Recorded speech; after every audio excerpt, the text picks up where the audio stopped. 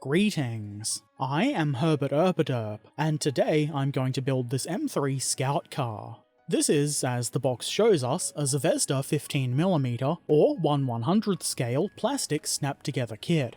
This is obviously a wargaming kit, and you should be able to find use for it in quite a few World War II armies, and not just the United States as depicted on the box. On the back of the box, we see the three images at different angles of the built but unpainted model. This is pretty much what you would expect to see on the back of one of these Zvezda 15mm scale kits. Very good. Let's have a look at what's inside. There are two sprues in a tan colour that contain all 17 parts you'll need to build the Scout car. Well, you only really need 16 of them. The flag doesn't count and is part of Zvezda's Art of Tactic game, and I'm not really sure what it's used for there. Identification of some sort, I guess.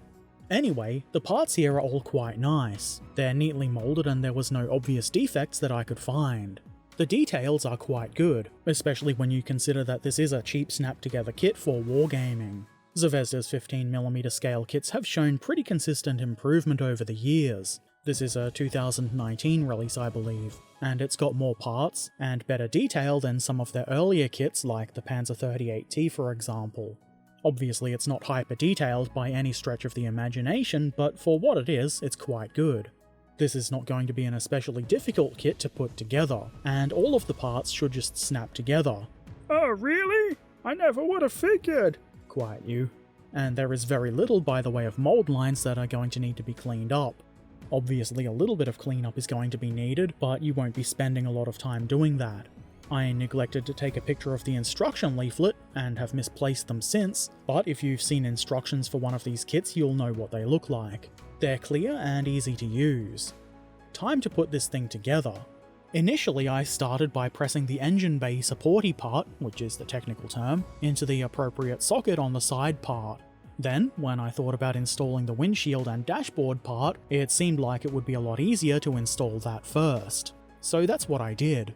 The windshield part goes onto the support piece and then I install the side parts. It goes together nice and easily. The friction mountings should hold everything together pretty well, but to make sure there are no unwanted gaps, either now or in the future, I use glue. In this case, SMS extra thin cement. An extra thin cement is ideal here because it will seep into the gaps and nicely bond all of the push-fit parts into place. I make sure everything is lined up properly and already a large portion of the vehicle is done. That took, what, 35 seconds? The next main component is the floor part, I guess you might call it. Onto this we add some interior detail, being these little chairs.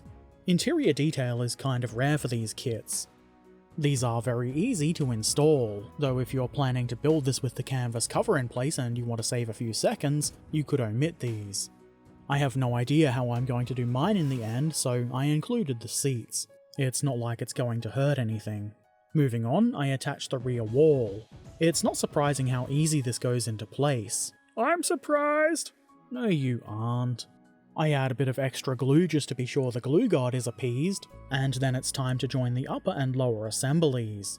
The pins and sockets make this very easy to put together of course, though I was a little bit worried about breaking the side parts off while applying pressure to the front. Clearly this didn't happen though. At the rear, you have to kajigger the side parts down onto the pins on the side like so. Nothing too tricky, it's just that the parts don't drop right into place. I do my best to minimize any gaps with nudging and pressure, and then I add a bit of extra glue on the inside just to make everything nice, and of course to avoid the wrath of the glue guard.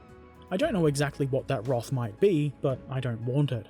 Anyway, I install the hood next, and being a very smart person who is good at what they do, I forgot to actually film putting that on. I didn't want to pry it off and make a mess just to get it on video, so you'll just have to take my word that I glued it on. For those wondering, it went into place nice and easily. Are you surprised? Course you aren't. Next, the frame part with all of the axles and wheel holdy bits can be attached. Wheel holdy bits is the technical term, by the way. I would say this is the most delicate part of the model, and that's really not all that delicate, to be honest, but I suspect it could be broken quite easily if you weren't careful with the drive shaft part that holds the front and rear together. I add glue to the various places where the frame contacts the rest of the vehicle just to be sure that it's all going to stay together, and then it's time for the wheels. These are about as easy to install as you might expect, which is to say, really easy. You simply take a wheel and press it onto an axle. Though the more astute among you will notice that I've made a mistake, though I didn't notice until I was writing this video. There are 2 wheels with larger hubs, and those are meant to go on the front axle. I've put them both on the right side, which is not the right thing to do.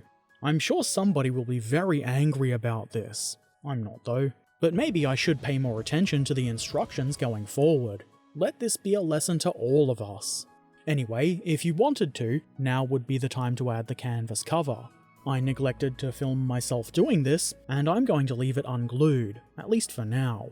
It did look a bit odd to me that there's a gap between the top of the front doors and the cover, but apparently that's meant to be there, so that's fine and dandy. You can probably tell, but now the 15mm scale M3 Scout Car plastic snap kit by Zvezda is completed. I'm pretty happy with the result. As expected, it's a little car with wheels and a space to carry some infantry, though obviously no infantry is included with this kit. You'll have to use your imagination for that when you play tabletop games with this. How about that? Imagination when pretending your little bits of plastic are blowing each other up? Absurd.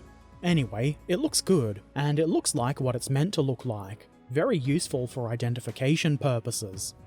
I don't know how effective this is in games like Flames of War, or if it compares favourably to half-tracks, which do look very similar, but I guess that doesn't really matter. It's nice to have options anyway.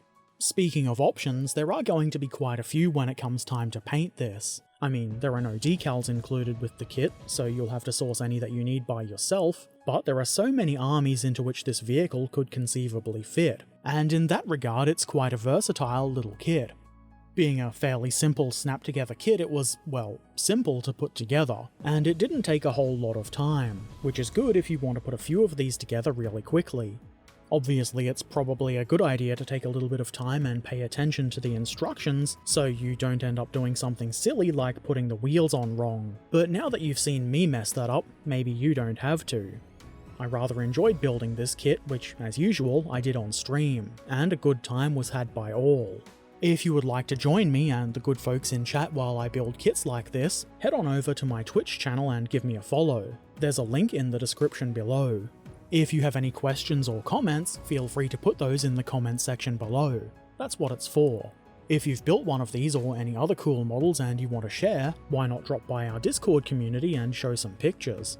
We would love to see what you've done. And if you haven't done so already, why not subscribe, follow, ring the bell, become a patron to see my videos a bit early, or maybe just come say hi on Discord or Twitch when I'm live.